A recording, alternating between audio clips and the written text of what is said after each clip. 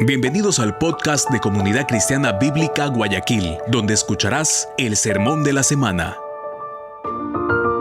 Si quieres conocer más de nuestra iglesia, te invitamos a seguirnos en nuestras redes como Alianza CCBG. Oramos al Señor para que el mensaje de hoy hable directamente a tu corazón y traiga luz a tu vida.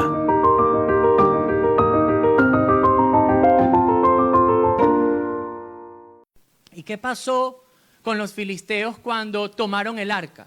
Ellos toman el arca y llevan el arca a un templo de un dios de ellos, el dios Dagón. Y ellos lo meten ahí al lado, justamente al lado de su dios, y cuando entraban al otro día pasó algo interesante. ¿Se acuerda qué pasó?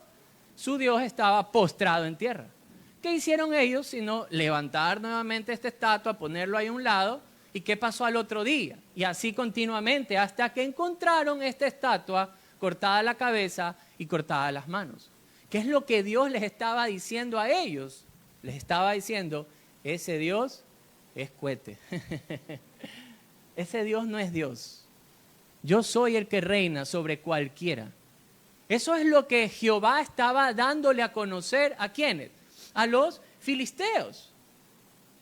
Pero hay algo interesante. 7 meses de plaga. Y cuando nosotros pensamos en esto, podríamos llegar a pensar que a Dios como que le gusta castigar. No, a Dios no le gusta castigar. En su personalidad, en quién es Él es un Dios justo. Va a traer siempre justicia ante la injusticia. Pero Dios no trae el castigo de una manera destructiva, sino más bien Él trae el castigo para despertar el corazón de los hombres. El castigo de Dios, queridos amigos, no es destructivo, sino correctivo. Y de hecho, si nosotros vamos un ratito al profeta Ezequiel, venga conmigo, en el capítulo 33, en el versículo número 11, este profeta nos deja saber, o Dios nos deja saber a través del profeta, y dice así: vivo yo, dice el Señor, que no quiero la muerte del impío, sino que se vuelva el impío de su camino y que viva. Queridos amigos, yo me di cuenta de algo cuando estaba justamente estudiando este texto y revisaba un poquito lo que Richard nos enseñaba la semana pasada. Si uno se pone a pensar de manera como que tranquilo y observando el carácter de Dios, que Él es un Dios justo y sobre todo el poder que tiene Dios. Si Dios hubiese querido eliminar a los filisteos, lo hubiese hecho de manera inmediata. Inmediata, porque Él es el creador. Si Él hubiera querido que la tierra se abra y se traiga a todos los filisteos, hubiera pasado. Si Él hubiera querido que descienda fuego del cielo, hubiera pasado. Pero no lo hace, porque el castigo del Señor, la justicia del Señor sobre el ser humano nunca va a ser destructiva, sino más bien correctiva. Quiere despertar el corazón del ser humano, ¿para qué? Para que dé la vuelta y se humille delante de Él y pueda reconocer quién es Él. Pero cuando nosotros vemos esta actitud, no es una actitud nueva que la Biblia describe, sino nosotros tenemos justamente el ejemplo del faraón que se cita aquí. Cuando estos hombres les dicen, bueno, ¿y qué haremos? El arca, la mano dura de Dios está en contra de nosotros. ¿Qué vamos a hacer? Ellos hacen una consulta a ciertos sacerdotes y los sacerdotes tienen esta explicación de hagan los tumores, hagan estos objetos de oro, pongan el arca en una carreta, cojan las vacas. Ya vamos a ver un poco más a detalle esto. Pero ellos les dicen qué tienen que hacer. Y cuando nosotros observamos esto, vemos que hay un despertar en el corazón de los filisteos. Pero no así en el tiempo de Faraón. ¿Se acuerdan qué pasó en el tiempo del faraón? Porque lo que los sacerdotes consultados por los filisteos estaban viendo eran, ¿por qué si han tenido el arca en medio de ustedes? Y todo este juicio de Dios ha venido hacia ustedes. ¿Por qué han endurecido tanto tiempo el corazón? ¿Por qué están actuando con el mismo ejemplo con el que Faraón actuó un día? ¿Quién recuerda el ejemplo de Faraón? Viene Moisés y le dice a Faraón, el Señor me ha dicho, deja ir a mi pueblo. ¿Y qué hace el Faraón? Dice, no van a salir. Y viene la primera plaga, golpea duro. Y Moisés vuelve a hablar con el Faraón y le dice, el Señor dice, deja ir a mi pueblo. ¿Y qué hace el Faraón? Nuevamente se niega. Se negó hasta la última plaga. Yo creo que la plaga más fuerte, la de los primogénitos. Tal vez golpeó lo que más le dolía al Faraón. Pero se dieron cuenta de algo, que cuando Israel sale, se dan cuenta que el Faraón regresa y los empieza a perseguir. Queridos amigos, así es el corazón del ser humano. A veces nos vemos envueltos en situaciones donde la mano dura de Dios está sobre nosotros. Situaciones en las que mueve el piso. Póngale el título que quiera, a través de enfermedad, a través de alguna desgracia, a través de que toquen algo que más nos duele. Pero no queremos reconocer que las sendas de nuestra vida están mal. Este pueblo había tenido la misma presencia de Dios, habían tomado el arca del pacto como un trofeo. Eso de poner al arca del pacto junto a su Dios, dentro del templo de su Dios, es que ellos estaban diciendo, nuestros dioses son mayores que el Dios de Israel. ¿Sabe cómo se le llama eso? Se le llama orgullo del ser humano. ¿Y sabe cómo lo vemos reflejado otra vez para nosotros? Es en el momento en el que nosotros queremos gobernar por encima de la buena y perfecta voluntad de Dios. Y tal vez dicen, bueno, yo soy bueno y vengo a la iglesia y hago... Sí, pero es que esto se ve en el día a día, en los detalles de la vida se ve quién gobierna el corazón del hombre. Pongamos ejemplos tal vez muy comunes a nuestro día a día. Alguien que ha hecho daño, por ejemplo. Y usted va a su devocional en el día y justamente el Señor habla acerca del perdón. Y ¿se acuerdan cuando Pedro le habló al Señor y dijo, Señor, ¿y cuántas veces tengo que perdonar a mi hermano? 7 veces. Él estaba muy generoso. Y el Señor le dice, no, 70 veces 7. Y luego el Señor empieza a hablar justamente hablando de la actitud continua e interminable que tiene que tener el ser humano o el cristiano para poder perdonar. ¿Y qué pasa si eso vemos ahí en el texto y justamente se cruza aquella persona que usted no puede ver pero ni en pintura? Y la palabra dice, ve y perdona. Y usted dice, sí Señor, todo lo que tú quieras, pero menos esto de aquí. ¿Quién está gobernando en ese momento, querido amigo? Sino usted. Y la amargura empieza a ver y usted dice, pero ¿por qué paso amargado todo el rato? ¿Por qué paso gritando todo el rato?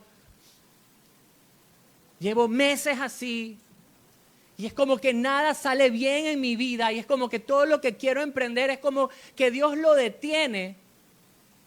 Y usted puede decir, yo no sé qué tiene Dios en contra de mí. Queridos amigos, si de alguna manera hoy usted está sentado aquí o escuchándonos a través de alguna de las redes, yo quisiera tal vez darle a conocer algo, que si la disciplina de Dios está tal vez sobre su vida, jamás va a ser con una intención destructiva, sino correctiva. Estos hombres 7 meses estuvieron con la presencia de Dios ahí, 7 meses donde las plagas estuvieron ahí. Recién al mes 7, queridos amigos, hicieron una pregunta. ¿Qué haremos? Se parecen mucho a las personas de Hechos, en capítulo 3, si mal no recuerdo, cuando Pedro empieza a predicar. Pedro es su primera prédica y de hecho luego de eso hay una conversión grande porque el Espíritu de Dios había convencido de pecado a todo este pueblo. Pero ese mismo pueblo que estaba escuchando el sermón de Pedro era el mismo pueblo que días atrás eran los que decían sobre Jesús: crucifícale, crucifícale. No tenemos más rey que el César. Ellos habían sido quienes se fueron el mismo en contra de Dios. Pero ahora sí, luego de que percibieron ese sentimiento de haber hecho lo que era malo en contra de Dios, vinieron con la pregunta: ¿qué haremos? 7 meses nos muestra la dureza del corazón de los filisteos. 7 meses pasaron para que ellos pudieran doblegar su duro corazón y reconocer que Jehová era el verdadero Dios. La pregunta de ellos es válida y dijeron: ¿qué vamos a hacer? ¿Qué haremos? Y buscan a los sacerdotes. ¿Y qué fue lo que les dijeron los sacerdotes que tenían que hacer? Es interesante observar cada uno de los puntos. ¿Qué les mandaron a hacer? ¿Recuerdan? Les mandaron a hacer unas imágenes en oro. El primero, ¿qué eran? Los tumores. Luego, ¿qué les mandaron a hacer? Los ratones, conforme al número de las ciudades, y el otro conforme al número de los príncipes. Muy bien, entonces, pero estos artículos tienen algo interesante, porque ¿por qué tuvieron que hacer tumores de oro, por ejemplo? Porque tenían que reconocer que esos tumores que tenían sus cuerpos provenían ¿de qué? Del castigo de la justicia de Dios.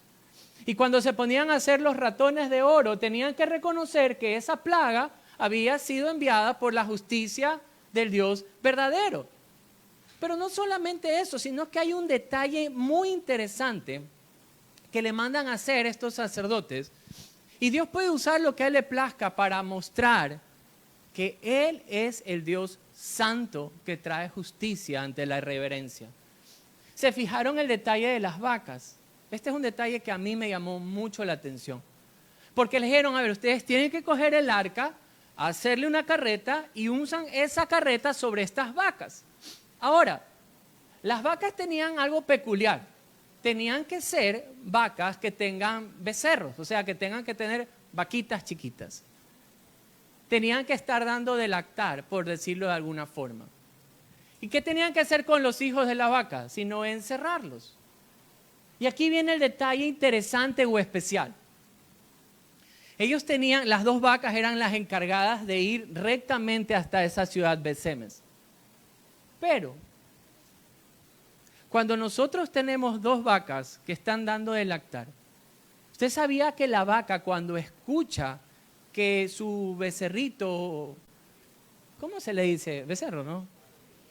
Vaquito, el vaquito, está buscando lactar de su madre, la vaca se regresa y busca a su hijo para darle la lactancia? Pero estas vacas fueron guiadas de manera sobrenatural, sin prestar oído a lo que sus hijos llamaban para ser alimentadas. Y esto, cuando ellos miraban esto, decían: solo la mano de Dios puede hacer que un animal como la vaca, que en su forma natural se regresaría, llegue sin detenerse al lugar donde Dios había establecido que tenían que llegar. Todo esto para ellos era reconocer de manera pública que Jehová era el verdadero Dios. Solo el hecho de que sin intervención de los israelitas, el arca iba a llegar de regreso hacia Israel, para ellos era una humillación pública. Tenían que humillarse de manera pública, porque ellos están diciendo: el Dios de los israelitas, Jehová, que está en la presencia de Dios en el arca, regresa hacia su pueblo. Todo lo que estaban haciendo era ¿para qué? Sino para que los filisteos caigan en cuenta que el Dios verdadero, que el Dios santo es Jehová, el Dios de Israel. Ahora, ese es el caso de los filisteos, quienes tuvieron dureza de corazón y sufrieron las consecuencias, pero luego tuvieron que arrepentirse y reconocer quién era Dios. Pero eso no es el único caso del capítulo 6. Vemos el caso de ¿quién? De los mismos israelitas, el mismo pueblo de Dios. ¿Usted recuerda cómo era la actitud de ellos? Venga nuevamente al capítulo número 6 y veamos en el verso número 13. Miren lo que dice la Biblia cuando el arca empieza a regresar. Dice, y los de Bet-Semes segaban el trigo en el valle y alzando los ojos vieron el arca. ¿Y qué pasó? ¿Qué dice el texto? Y se regocijaron cuando la vieron. Aquí viene algo interesante. ¿Saben lo que ellos estaban haciendo? Cosechando. Estaban viniendo a la cosecha y llevando ya para sus hogares. No era el tiempo del trabajo de sembrar, de esperar, sino era el tiempo de cosechar. Queridos amigos, ¿a quién le gustan las quincenas? No le gustan las quincenas. Pero las quincenas son bonitas o los fines de mes son bonitos. ¿Por qué? O en abril. ¿A cuántos les gusta el mes de abril? Porque en abril vienen las utilidades. ¿Verdad? Porque es el momento como de la siega. Para los que están en algún emprendimiento. Qué bonito que es el momento que te pagan una factura, por ejemplo. ¿Verdad? Te esforzaste, vendiste algo y chéverísimo. Aquí tengo un arquitecto. Qué bonito es cuando está la obra terminada, ¿sí o no, arquitecto? Pero más bonito es cuando le pagan cuando la obra está terminada. ¿Qué quiero decir con eso? Ellos estaban en el momento de la siega. Es un momento de alegría. Qué chévere. Ahora sí, todo lo que se sembró, lo que esperó, ahora sí a casa. Pero ¿qué pasó con el corazón de ellos cuando vieron que el arca estaba de regreso? Se regocijaron. Yo me lo imagino como dejando a un lado la siega, lo que estaban cosechando a un ladito, y salieron con gratitud y alegría porque la misma presencia de Dios estaba regresando ¿a dónde? A su pueblo. ¿Pero qué pasó? ¿Qué fue lo que pasó? Porque hubo mortandad en medio de ellos luego de la alegría. El Señor hace morir parte del pueblo por haber profanado la santidad del arca. Había un mandamiento acerca del arca. Justamente el libro de Números, usted lo va a ver en el capítulo número 4. Y vamos juntos, por favor. Hay mandamiento acerca de cómo debería ser transportada, tratada el arca. Habían personas específicas que podían venir a ella, movilizarla. No era de cualquier forma. Miren lo que dice el capítulo 4 en el verso 4 al 6 y luego nos brincamos un ratito al 15. Dice la palabra de Dios: el oficio de los hijos de Coat en el tabernáculo de reunión, en el lugar santísimo, será este. Cuando haya de mudarse el campamento, vendrán Aarón y sus hijos y desarmarán el velo de la tienda y cubrirán con él, ¿qué cosa? El arca del testimonio, y pondrán sobre ella la cubierta de pieles de tejones y extenderán un paño todo azul y le pondrán sus varas. Y vamos al verso 15. Y cuando acaben Aarón y sus hijos de cubrir el santuario y todos los utensilios del santuario, cuando haya de mudarse el campamento, vendrán después de ellos los hijos de Coat para llevarlo, pero no tocarán cosa santa, no sea que muera. Ahí hay el mandamiento del Señor. De hecho, el arca cuando estaba siendo transportada iba yendo de manera cubierta. Ahora, no solamente es ahí. Venga conmigo, hay mandamiento también sobre eso en Éxodo 25. Vámonos un ratito al libro de Éxodo, capítulo 25, y vamos a estar en los versículos 21 y 22. ¿Llegó? Dígame amén. Muy bien, ha estado muy despierto hoy. Dice la Biblia: y pondrás el propiciatorio encima del arca. Eso es la tapita, la tapa que va encima del arca. Y en el arca pondrás el testimonio que yo te daré. Y de allí me declararé a ti y hablaré contigo sobre el propiciatorio de entre los dos querubines que están sobre el arca del testimonio, todo lo que yo te mandaré para los hijos de Israel. Entonces, ese era un lugar, mejor dicho, un objeto santo, no podía ser transportado de cualquier forma porque desde ahí mismo Dios hablaba a su pueblo. Entonces, cuando nosotros miramos esto de aquí, y ellos, aunque tienen mucha alegría de que el arca está en medio de ellos, la misma presencia de Dios, regresa al pueblo, pasó algo muy interesante. Empezaron a mirar dentro del arca. ¿Y qué hace Dios cuando ellos actúan de esta manera? La justicia de Dios tiene que castigar la irreverencia de los hombres. ¿Y saben qué? A mí me llamó la atención esto aquí muchos años atrás. Bueno, no tantos años atrás, pero sí algunos años atrás. Estábamos en el seminario y el pastor Rosalino es uno de los pastores más longevos de la Alianza actualmente. Entonces el pastor Rosalino es un hombre bajito, no digo delicado en su hablar, pero no, por lo menos en mi época no era un hombre tan efusivo, pero las palabras que salían de sus labios eran como que tenías que prestarle atención. Y estábamos todo el grupo ahí de estudiantes, de seminaristas, y se sienta, y como uno ya sabía la fama de él, de que era medio dificilón, yo me senté así, a prestar atención. Y lo primero que nos dijo fue: nunca dejen que las cosas santas se les vuelvan comunes. Yo, profesor, ¿puede repetir? Claro. Nunca dejen que las cosas santas se les vuelvan comunes. Entonces yo miraba, yo en ese momento la verdad no entendía, porque estás sentado, tus compañeros son seminaristas, son hombres, mujeres, que están ahí porque quieren conocer más del Señor, porque quieren aprender de Él. Y digo, pero ¿cómo en un contexto de cristianos evangélicos que quieren ser tal vez pastores, misioneros, este hombre llega a decir esto?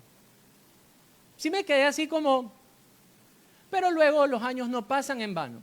Los años de verdad que no pasan en vano. Y al pasar los años, uno se da cuenta de algo, que muchas veces para el pueblo cristiano, la palabra de Dios, la santidad de Dios, se vuelve algo común o rutinario. Hace semanas atrás me dolía observar cómo un cantante cristiano, por ejemplo, era expuesto públicamente de haber vivido una doble vida. Había vivido una vida de homosexualidad, de drogas, y uno se queda, ¿cómo? O sea, ¿cómo es posible esto de aquí? Y es por eso que es común, pero no está bien, por si acaso. Se ha vuelto frecuente, pero no es lo correcto. Ver cristianos con doble vida, o ver cristianos cayendo en inmoralidades, o ver creyentes con falta de integridad, o ver creyentes que se porten de manera irreverente ante la santidad de Dios. Con un pensamiento, claro, como estoy en la gracia, nada puede quitar mi salvación.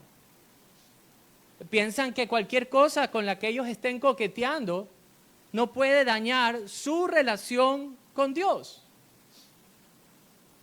No pasa nada. Tal vez es la frase que viene a la mente cuando empezamos a tener este coqueteo con lo irreverente y tratar a Dios como cualquier cosa. Miren, muchas veces nosotros nos enfocamos tal vez en las personas que están en un púlpito predicando la palabra de Dios, y uno se sorprende cuando uno ve las noticias: pastor evangélico encontrado en adulterio, por ejemplo. Queridos amigos, yo quiero hacer una pregunta. ¿Cuál es la diferencia entre un pastor evangélico y un hermano en Cristo que esté sentado hoy en medio de nosotros? No hay ninguna diferencia. No hay ninguna diferencia entre una persona que esté tocando aquí con el que esté sentado o sirviendo afuera. ¿Sabe por qué? Porque todos somos hijos del Señor, redimidos por la misma sangre, con diferentes responsabilidades. ¿Y cuál es la diferencia entre un cristiano que está predicando aquí con un cristiano que le predica a su esposa y a sus hijos? No hay ninguna diferencia.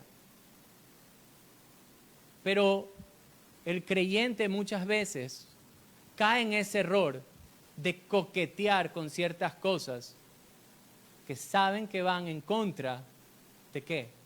De la voluntad de Dios, de la santidad de Dios. Y se dan ciertos permisos espirituales como para estar coqueteando con aquellas cosas donde el Señor mismo los ha rescatado.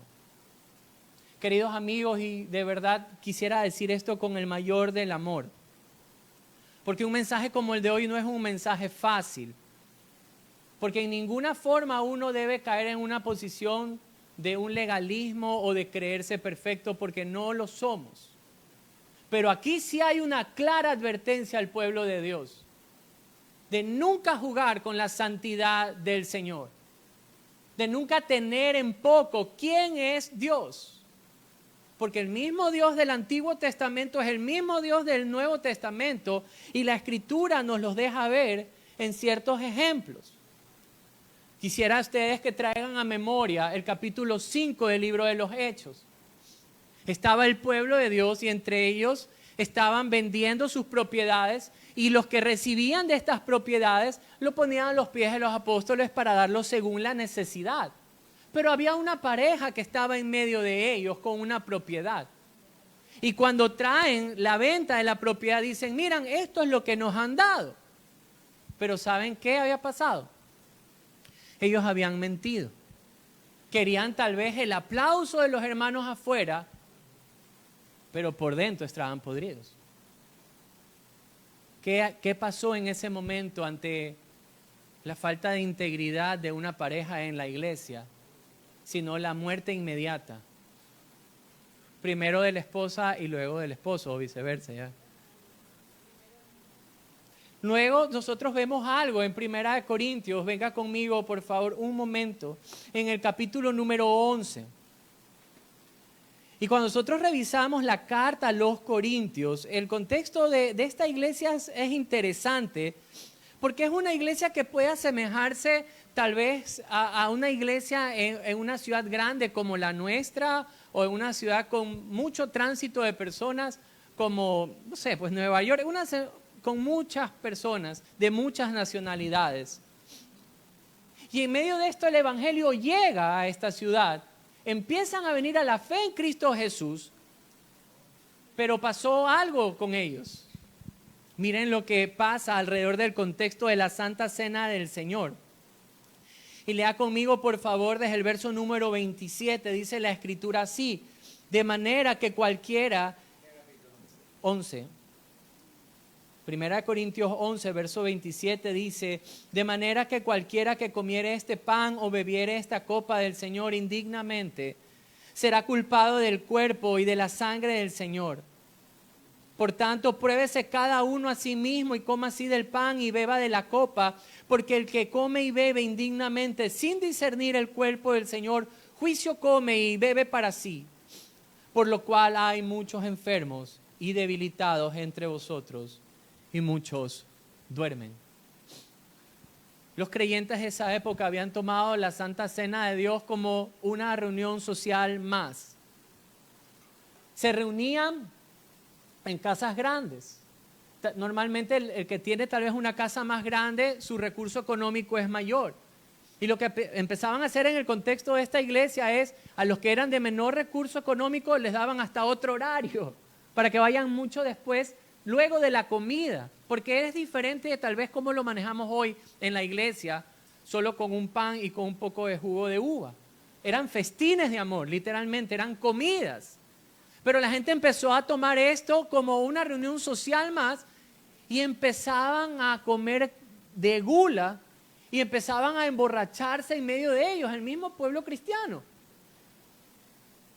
El Señor empezó a traer sobre ellos esta disciplina tan fuerte?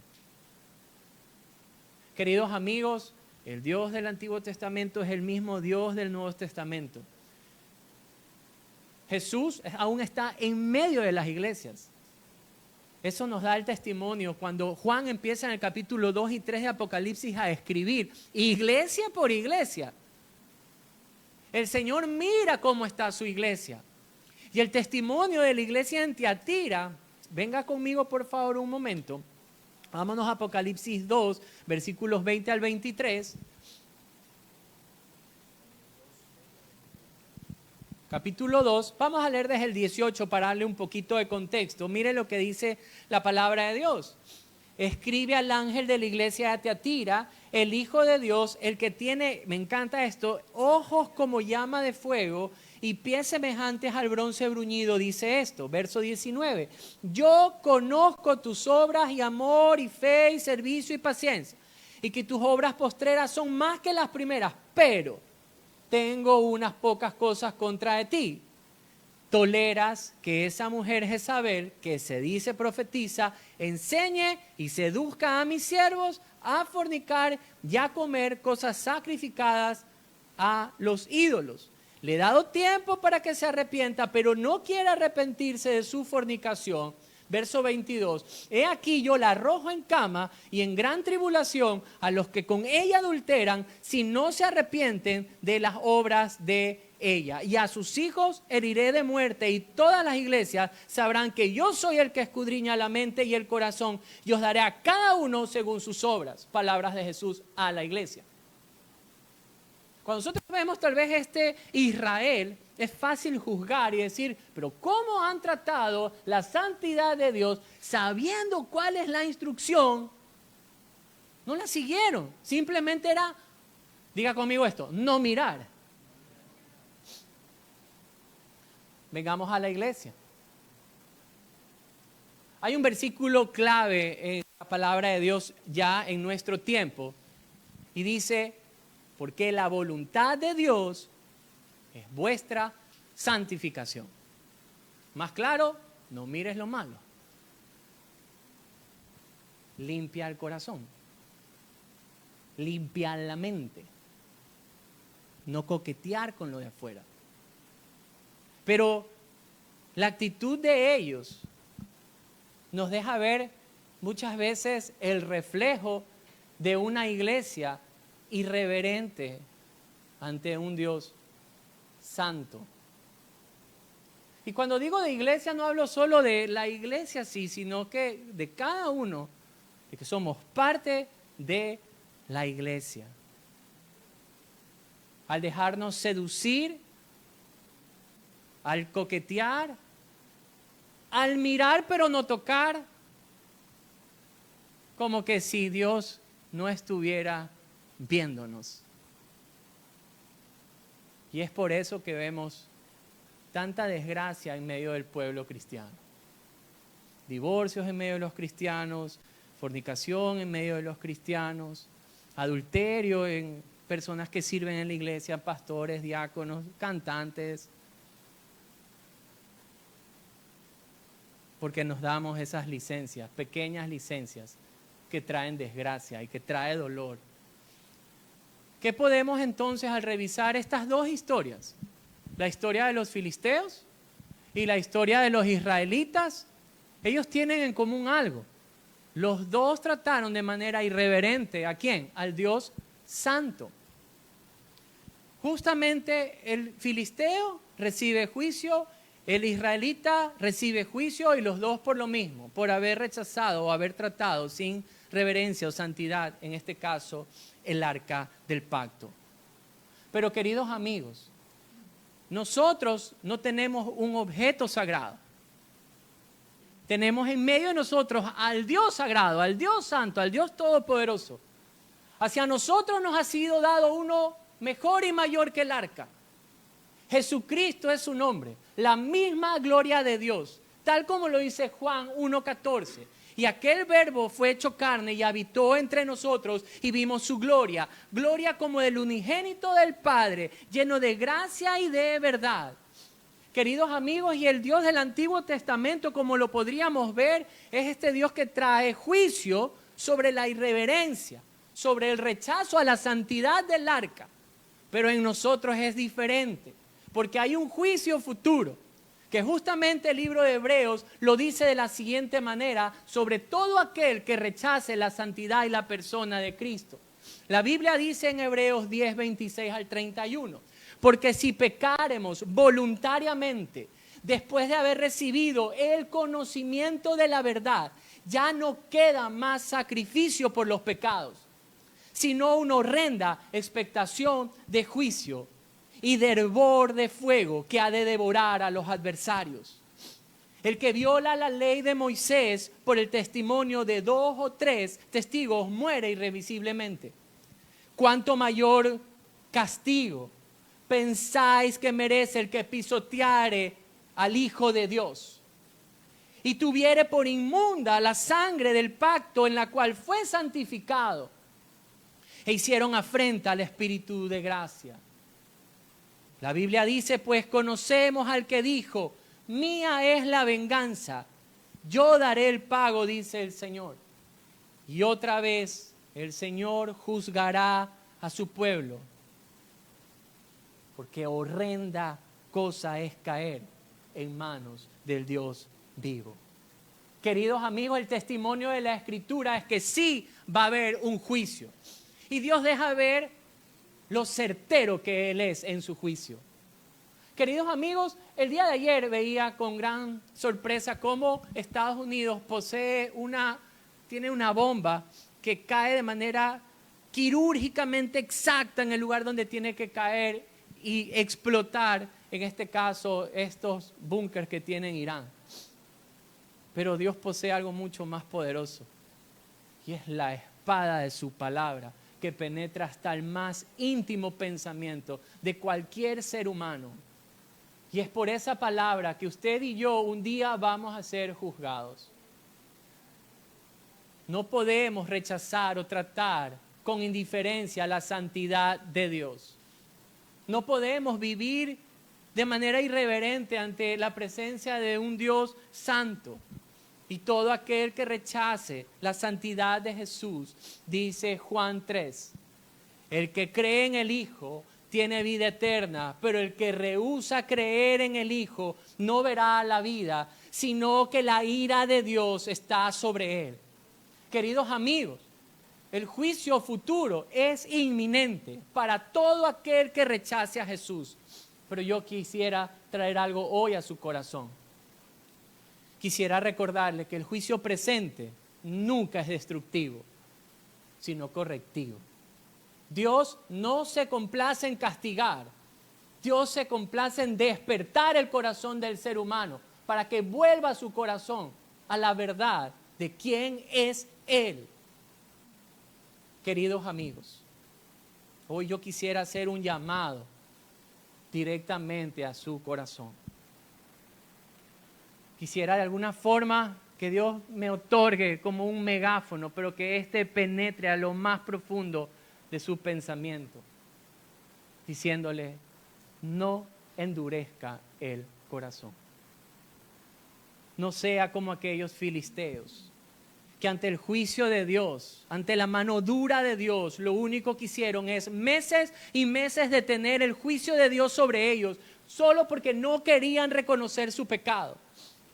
Pero saben que ellos merecían un juicio terminal sobre ellos, pero el Señor les extendió misericordia, no los destruyó. Trajo ese juicio con la única intención de despertar sus duros corazones para que se arrepientan y vuelvan al verdadero Dios. Queridos amigos, si hoy tal vez se encuentra acorralado por alguno de los juicios temporales del Señor aquí en la tierra, yo quisiera decirle algo, Dios no lo ha destruido. Dios le extiende la misma misericordia. Y ese juicio lo único que está buscando es despertar su corazón para que sean librados del juicio eterno. Solo por medio de la fe en Jesucristo. Aquel que puede librarnos del juicio de Dios. Pero tal vez hablo al corazón de la iglesia, de aquellos que tienen tiempo con Dios Y quisiera hacer propias las palabras del pastor Rosalino. Jamás dejen que las cosas sagradas se les vuelvan comunes. Nunca dejen que lo santo se vuelva común en su vida. Y yo quisiera tal vez decirle las siguientes preguntas. ¿Recuerdas aquel día en el que Cristo te perdonó? ¿Recuerdas lo liviano que se siente cuando sabes que tu deuda ha sido pagada? ¿O las hermosas palabras que cuando te dicen, ya no debes estar sometido a una ley, ahora puedes vivir en la gracia de Dios? Cuán deliciosas son esas palabras. Pero querido amigo, esa gracia no es una licencia para coquetear con el pecado. El Señor no ha dejado de disciplinar a su iglesia. Yo no quisiera que usted tal vez esté esperando un juicio que venga de Dios de manera correctiva sobre su vida. Si usted es un hombre, una mujer que conoce del Señor y está viviendo esta doble vida, por favor venga en arrepentimiento, en humildad, en humillación al Señor. No crea que porque hoy goza de estar sentado aquí en medio de nosotros y se encuentra bien y disfruta de todas las bondades de Dios, no significa que Dios no puede mostrar su amor también por medio de la disciplina. Si ustedes hoy gozan de una relación con Dios, yo quisiera recordarles la palabra del autor de Hebreos en el capítulo 12 que dice: así que, recibiendo nosotros un reino inconmovible, tengamos gratitud y mediante a ella sirvamos a Dios, agradándole con temor y reverencia, porque nuestro Dios es fuego consumidor. Querido amigo, si hoy Dios ha hablado a su corazón y aquellos juicios temporales que tal vez están sobre su vida, no endurezca el corazón. Dios tal vez está solo despertando su corazón para que se vuelva a Él. Y si ya le conoces, y si ya eres hijo de Dios y has venido a la fe en Jesucristo, nunca permitas que esa tentación de darte una licencia para pecar sea una verdad en tu vida, sino con temor y reverencia sus corazones permanezcan firmes en el Señor. Amén. Vamos a orar. Le pido al grupo de alabanza que venga, por favor, para nuestro cántico de respuesta. Gracias por escuchar el podcast de Comunidad Cristiana Bíblica Guayaquil. Apreciamos que te hayas dado el tiempo de escuchar este mensaje. Te invitamos a suscribirte a nuestro podcast para que seas parte de esta hermosa comunidad. Que el Señor te bendiga.